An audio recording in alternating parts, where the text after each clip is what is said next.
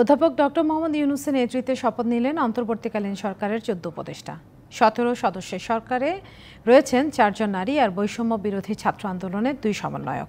পরে শপথ নেবেন বিধান রঞ্জন রায়, ফারুকী আজম ও সুপ্রদীপ চাকমা।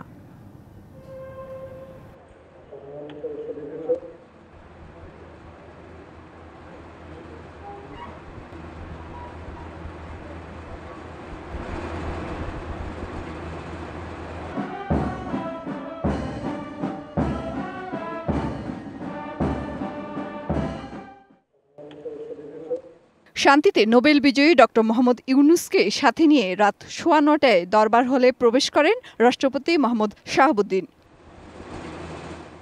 আগে থেকেই ৩ বাহিনীর প্রধান, বিভিন্ন দেশের রাষ্ট্রদূত, আইন শৃঙ্খলা বাহিনীর সদস্য, সরকারি কর্মকর্তা, বিদেশি অতিথি এবং বিভিন্ন রাজনৈতিক দলের নেতারা অপেক্ষায় ছিলেন।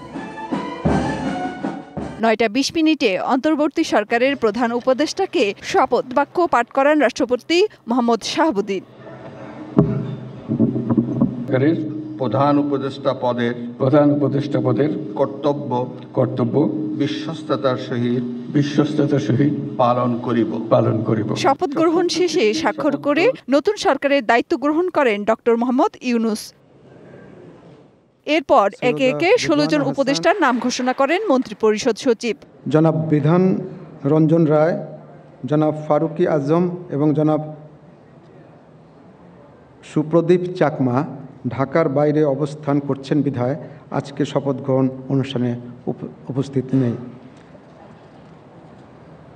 আমি এখন অন্যান্য মাননীয় উপদেষ্টাগণকে অনুগ্রহপূর্বক মহামান্য রাষ্ট্রপতির নিকট উপদেষ্টা পদের শপথ ও গোপনতার শপথ গ্রহণের জন্য সবিনয়ে অনুরোধ জানাচ্ছি। ৩ জন ঢাকার বাইরে থাকায় বাকি ১৩ জন অন্তর্বর্তী সরকারের উপদেষ্টা হিসেবে শপথ নিয়েছেন। রাত ৯:৩০টায় সবার শপথ শেষে স্বাক্ষর করেন নবনিযুক্ত উপদেষ্টারা। শপথ অনুষ্ঠান শেষে বেজে ওঠে জাতীয় সঙ্গীত। মেহের মনি, ডিবিসি নিউজ, ঢাকা।